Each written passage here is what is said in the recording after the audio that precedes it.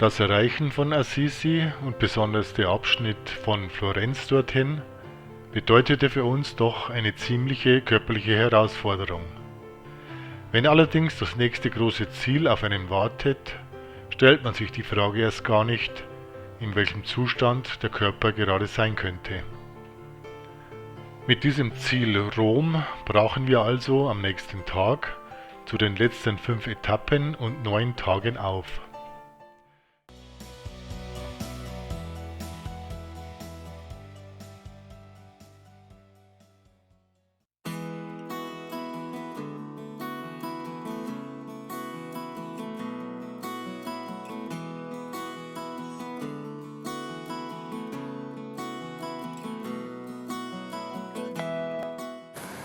Vor den Toren von Assisi, auf dem Weg nach Spoleto, Tour 19, mit neuer Kamera und hoffentlich ein bisschen ruhigere Kilometer jetzt. War ein wenig aufregend die letzten Tage.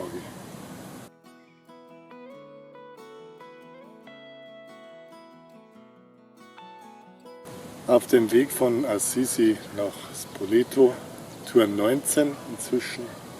Sonntag, Wahltag in Deutschland. Mit neuer Kamera und neuem Mut, dass jetzt etwas ruhiger wird die nächste Zeit. Servus.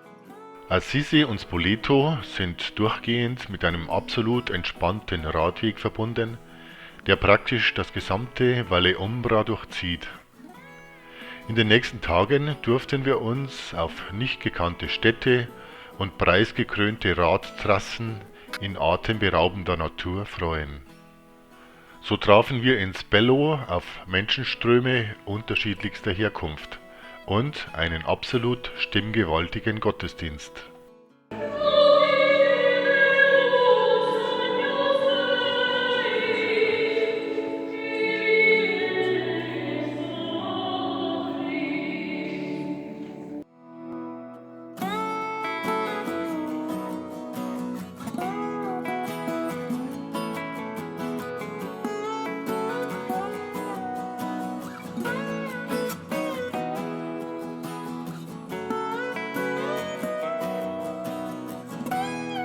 Kurz nach Spello hatten wir wieder eine Begegnung der italienischen Art.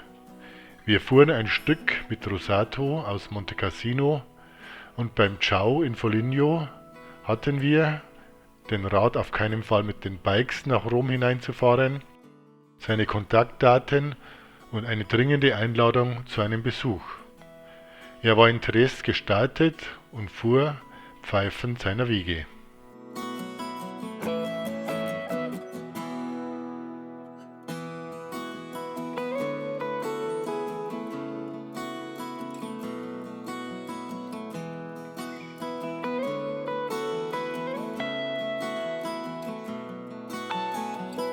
Braucht uns nicht mehr herkommen mit einem ganz primitiven, ordinären Aperol-Spritz. Granatapfelspritz. Was sagen wir jetzt? Ja, natürlich. Aber Granatapfelspritz hat genauso was. Kostet genauso viel, ist nur homöopathisch. Das ist nur Information.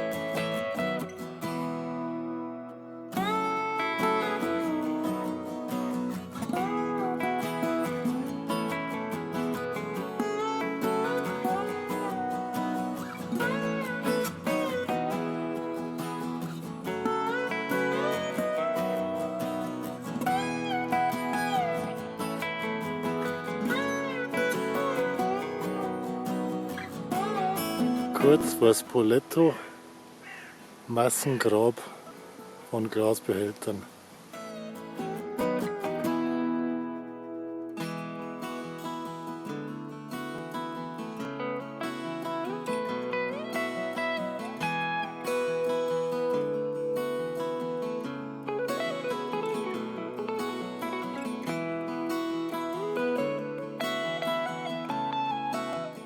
Spoleto hat eine sehr entspannte und sehenswerte Altstadt, in der uns besonders der Dom und der schräg abfallende Domplatz faszinierten.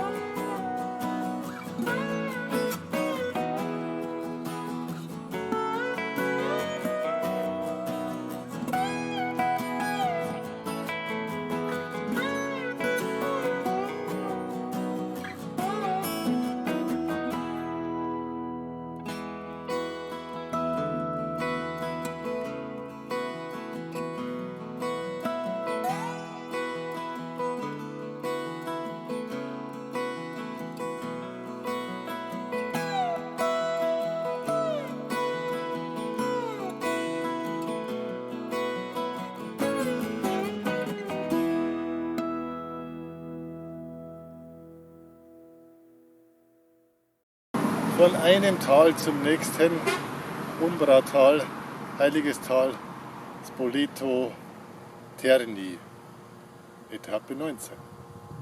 Da geht's auf.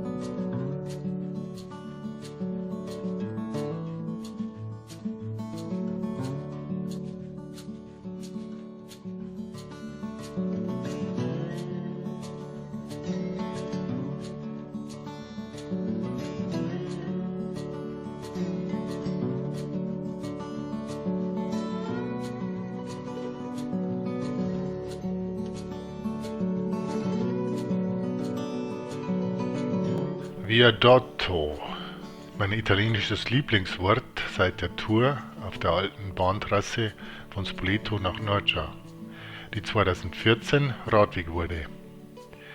Die Kunstwerke, die zusammen mit den Tunneln diese traumhafte Route erst möglich machten, einfach nur Brücken zu nennen, würde dem Gesamteindruck nicht entsprechen. Ab dem Viadotto Caprareccia folgten wir der perfekten Schotterstrecke, allerdings wurde es im gleichfolgenden Tunnel für 2 Kilometer stockfinster. Obwohl einige Fledermäuse alles an Gegenverkehr darstellten und die Fahrradstrahler genügend Licht boten, fanden wir die Fahrt alles andere als entspannt.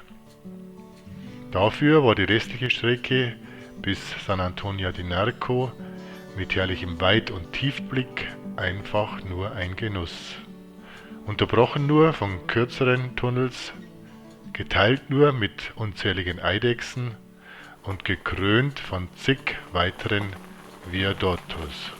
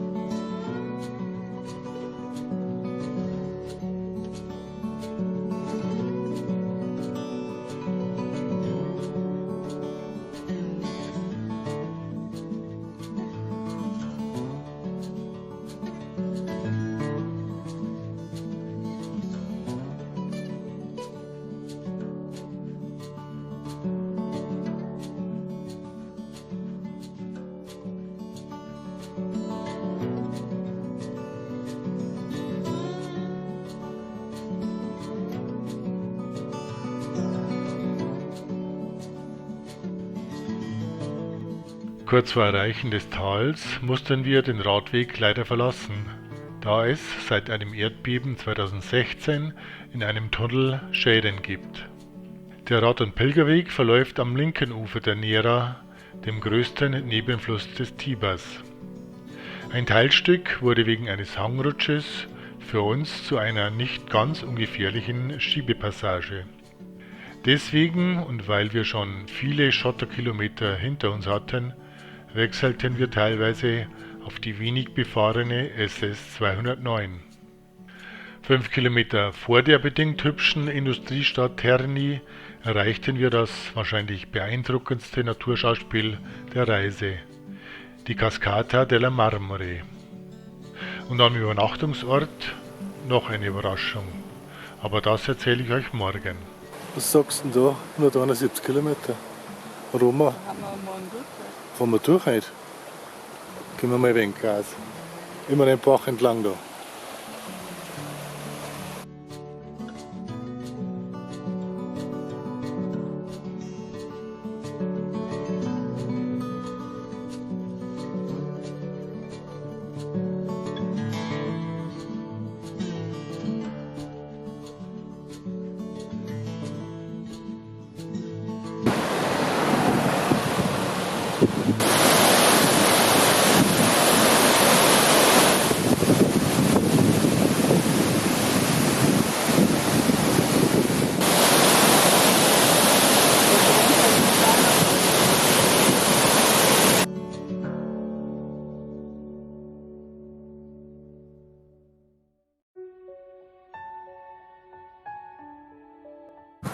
Unterwegs auf Tour 21 von Terni nach Rieti, Heiligenthal. Das ist der Kanal, der die Kaskade da vorne speist.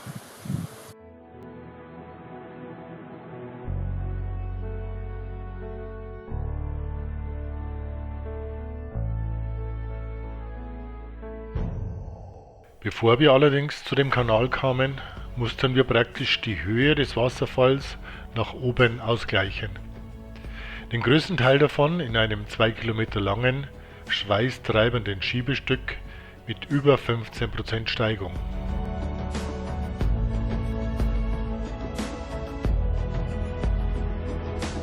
Langsam durch sind wir auch mit allen Formen der Unterkünfte. In Terni standen wir vor einer frisch renovierten Stadtwohnung mit Schlüsselsafe und rein telefonischem Vermieterkontakt. Ungewohnt, aber in Ordnung.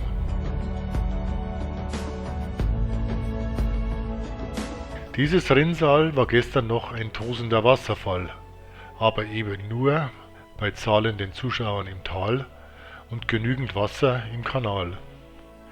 Hierbei stürzt der Velino 165 Meter in die Tiefe, den wir in Rieti wieder treffen und der mit dem Lago di Piedelucco verbunden ist.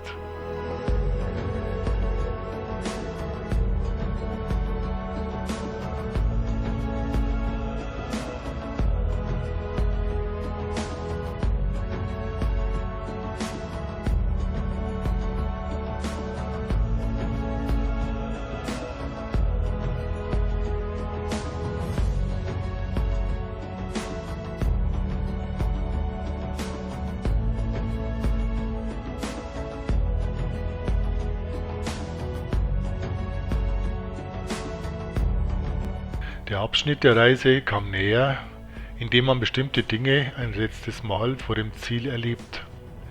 Der letzte 2-Tagesaufenthalt in Rieti, der letzte Waschtag und der Wechsel von Umbrien in die letzte Region Latium, kurz nach dem See. Bei aller Wehmut, die solche Gedanken hervorrufen, sehnten wir die Ankunft in Rom einfach nur herbei.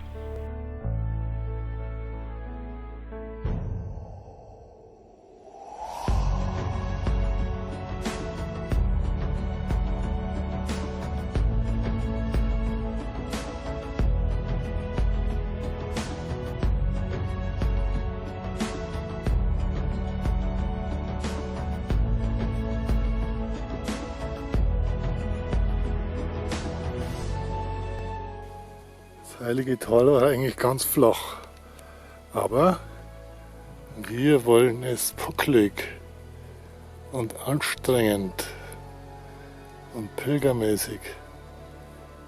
Das schaut mir dann auch so aus.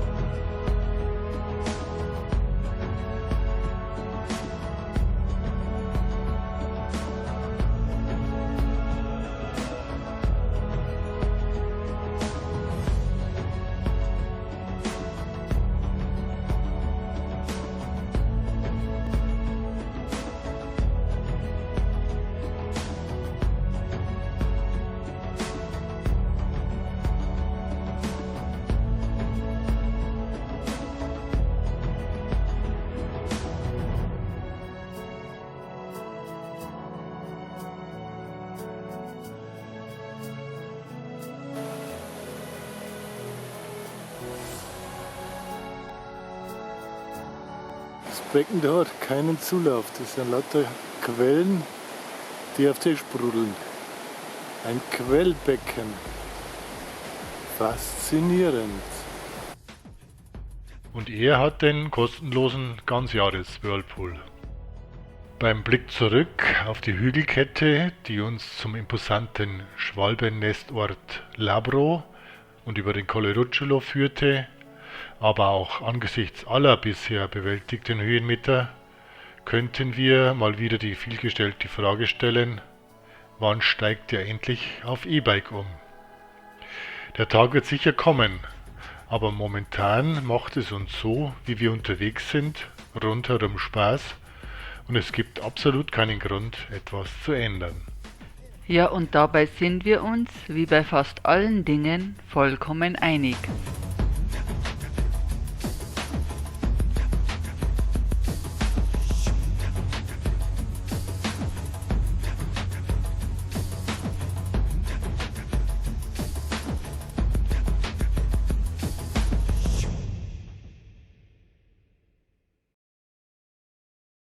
Der Talkessel von Rieti wird auch Heiliges Tal genannt, weil Franz von Assisi an dessen Hängen 4 Klöster gründete, die heutzutage als Heiligtümer gelten.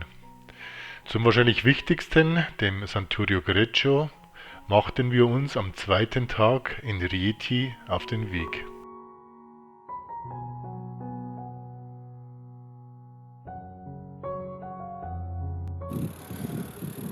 Schöner Radweg aus Rieti raus nach Greggio, Santurio Greggio.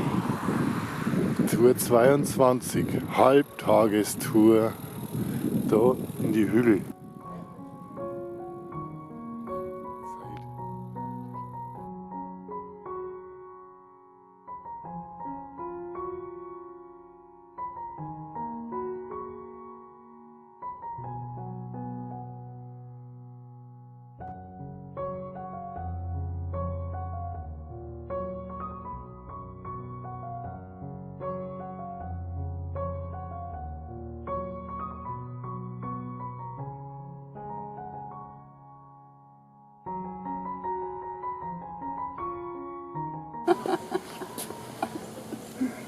Santurio di Greggio, eines der 4 Heiligtümer an den Hängen des Heiligen Tals. Das haben wir uns jetzt erkämpft, wahrscheinlich der letzte, nein, sagen wir es lieber nicht, der letzte schlimme Anstieg dieser Tour. Die Heiligtümer haben einfach dem Himmel so nah.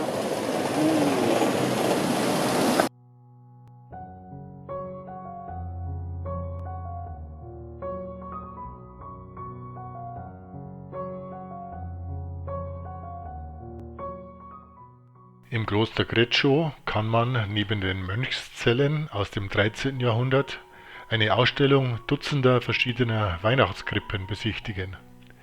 Die Tradition der Darstellung der Geburt Jesu hat vermutlich genau hier ihren Ursprung. Der heilige Franziskus versuchte den Menschen die Geschichte des Jesukindes mittels eines Krippenspiels mit lebenden Darstellern näher zu bringen. Zur Weihnachtszeit zieht Ort und Kloster jedes Jahr tausende Besucher an, um eine Wiederholung mitzuerleben.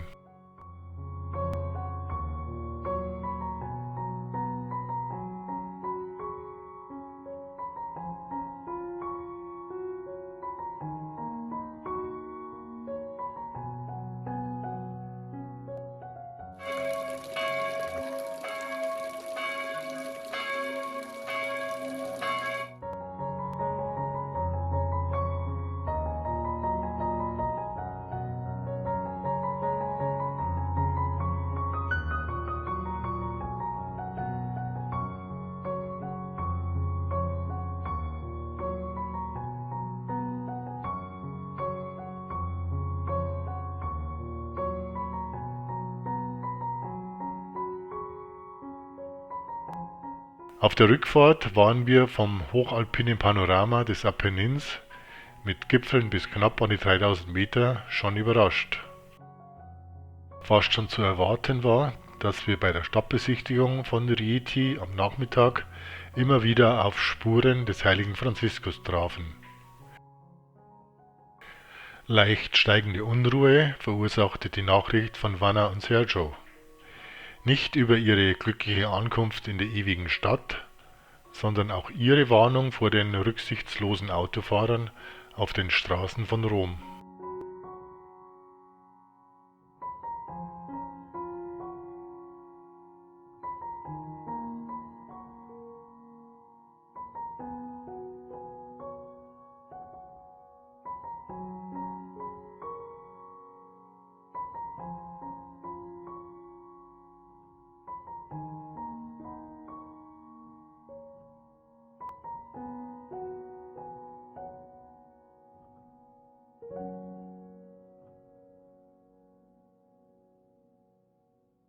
Die ersten Kilometer auf dem Weg von Rieti nach Monterotondo mussten wir auf der SS4 bewältigen.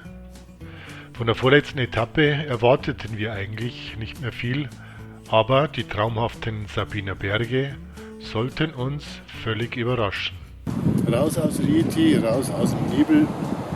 Das Ganze ist Tour Nummer 23. Das war von Rieti nach Monterotondo. Eieieiei, morgen ist die letzte Tour. Puh! Nach Tonaufnahmen wie diesen und als erster prinzipieller Lerneffekt der Reise steht fest, dass wir bei Freiluftkommentaren nicht gegen den Wind ankamen und hierbei nachbessern müssen. Die einzige geistige Verknüpfung mit dem Bergland nordöstlich von Rom, die wir bisher hatten, war der Raub der Sabinerinnen. In Zukunft wird uns zu dieser Gegend hauptsächlich dieses Tal hier in den Sinn kommen. Wir konnten uns beinahe nicht mehr von dem Traum aus Olivenbäumen an den Hängen und Dörfern wie Schwalbennester darüber trennen. Allerdings kennt das Gefühl wohl jeder von uns, trotz einer Vielzahl an Aufnahmen die Eindrücke nicht ansatzweise rüberbringen zu können.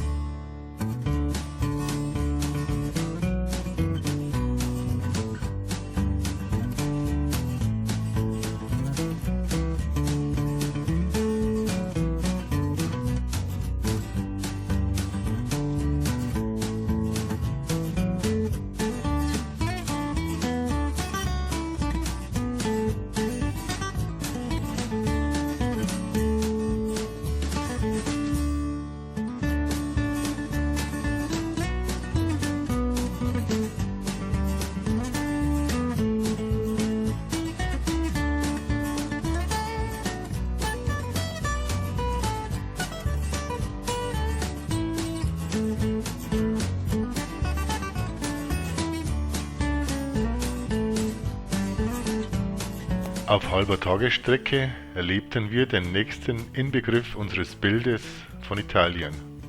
Schon der Name des kleinen Städtchens auf dem Hügel, Ponticelli, mit engen mittelalterlichen Gassen und einer Bar mit ehemaliger Tankstelle. Die Bedienung setzte sich 2 Cappuccini lang zu uns und wir unterhielten uns prächtig. Trotz unserer äußerst bescheidenen Italienischkenntnisse und keinem Wort Englisch oder Deutsch von Patricia. Um sich zu verstehen, bedarf es nicht vieler Worte. Ein symbolträchtiges Bild. Auftanken auf dem Via di Francesco.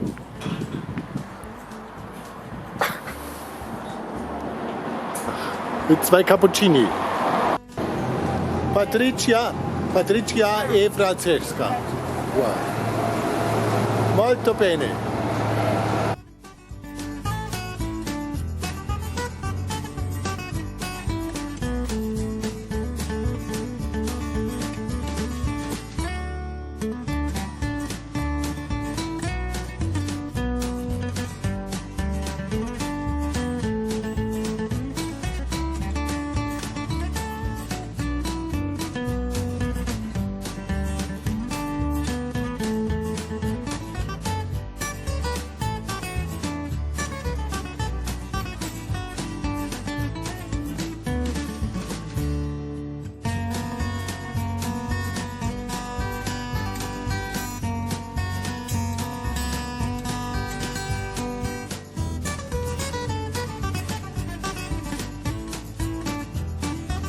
Schaut so aus, wenn das Land jetzt flacher würde und wir dem Ziel näher kommen.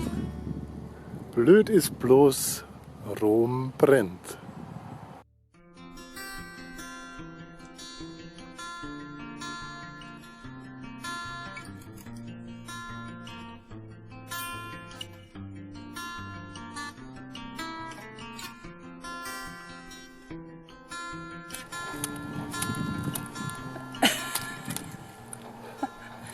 Das habe ich doch perfektioniert jetzt.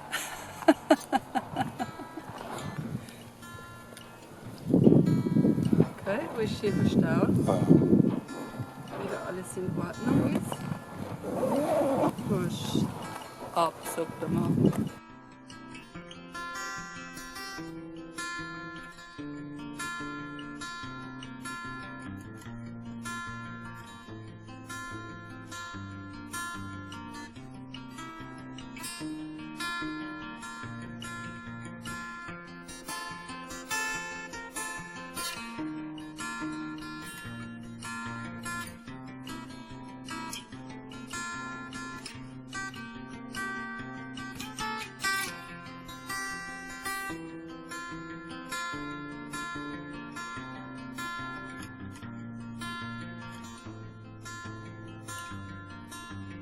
Nach dem letzten größeren Anstieg der Tour nach Monte Libretti drehten nicht nur wir im roten Bereich, auch unser Navi verweigerte die Nahrungsaufnahme. Die hohen Temperaturen in der Handyhülle unterbrachen den jeweils nach ca. 6 Stunden nötigen Ladevorgang. Also durfte Roxy zu uns an die ungefähr 30 Grad frische Luft und brachte uns zuverlässig die letzten Kilometer zum Hotel im Industriegebiet von Monterotondo.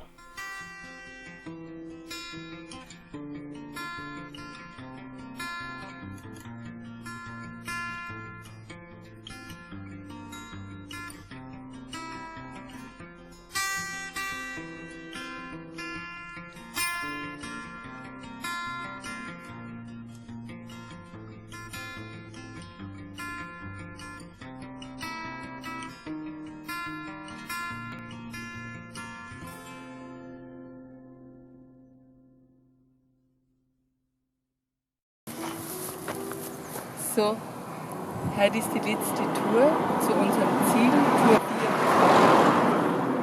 24. Heute ist die letzte Tour zu unserem Ziel nach Rom, Tour 24. Das war wirklich ein wunderbarer Weg, aber wir haben uns jetzt nicht vorstellen können, wie anstrengend das war. Körperliche Herausforderung, aber wir haben es gemeistert. So ist es.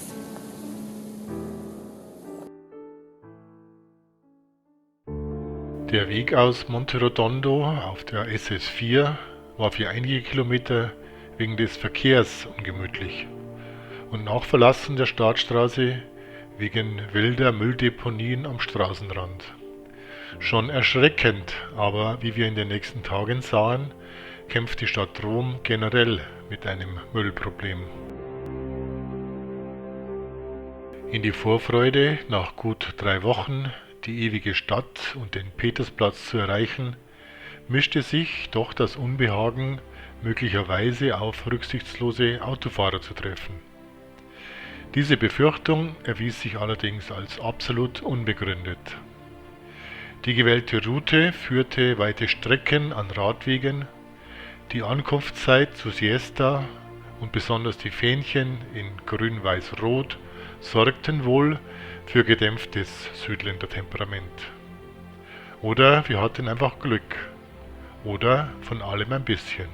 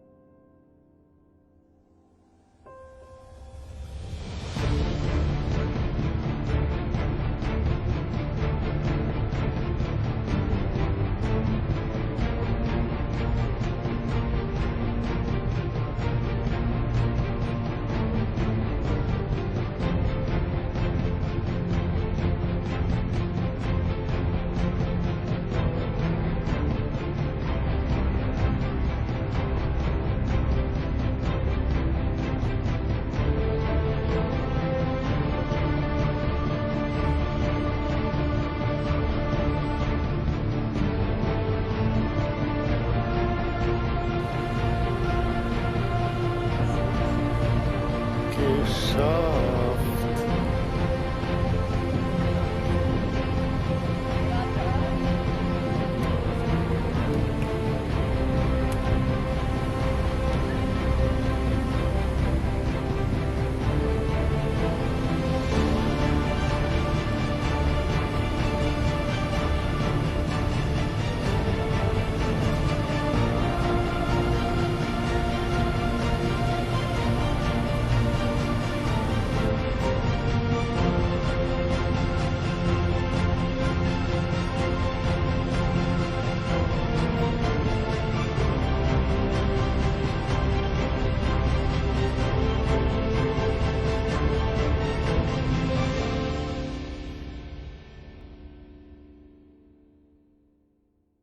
Rückblickend gesehen war mein Plan wenig durchdacht, sich nochmal auf die Räder zu schwingen und einen Ausflug zum Hafen Ostia zu unternehmen. Zumindest es zu versuchen. Am Tiberufer Massen an Glasscherben, eine Umleitung durch die Stadt wegen einer abgebrannten Brücke und wirklich keine schöne Wohngegend. Da kam uns die aufziehende Gewitterfront fast schon gelegen, um die Entscheidung zu treffen, umzukehren und die bisherigen herrlichen Eindrücke der Reise nicht weiter zu trüben. Unser Hotel lag nur 4 Kilometer vom Petersplatz entfernt und direkt an der Metrostation Cornelia. Mit Bussen und Bahnen machten wir uns also auf den Weg zu mehreren Besichtigungsrunden, die wir nur in aller Kürze darstellen.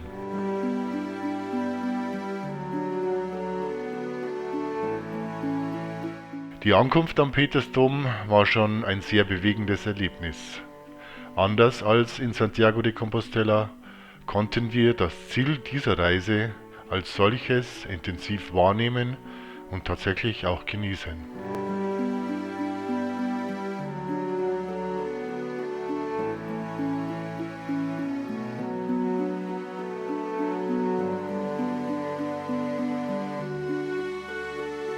Wir waren schon im Vorfeld gespannt, wie unser Fazit im Vergleich zur Tour auf dem Jakobsweg ausfallen würde. Und es ist einfach kein Vergleich. Die Reise am Franziskusweg war einsamer, rauer und viel anstrengender.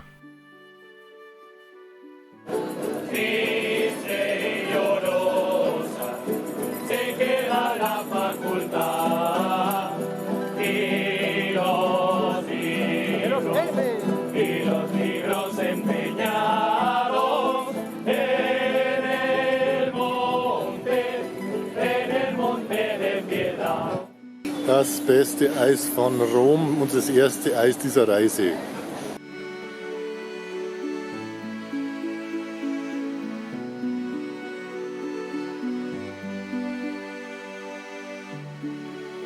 Natürlich haben wir auf diesem Weg Richtung Süden wesentlich mehr ans Filmen gedacht, aber es blieb noch genügend Muße, die herrlichen Gegenden zu genießen. Il Signore Dio dell'universo, i cieli e la terra. Ziemlich sicher werden wir keine 4 oder 7 Wochentouren mehr machen. Vorschlag meiner Gattin, ab sofort nur mehr 3x 2 Wochen pro Jahr. Schauen wir mal. Und das Highlight dieser Reise? Florenz, Gubbio, Assisi, die Ankunft am Petersplatz oder doch die Via Dottos? Wie schon am Camino war das Besondere, dass wir uns gemeinsam auf den aufregenden Weg gemacht haben und diesen mit allen Anstrengungen und Höhepunkten auch gemeistert haben.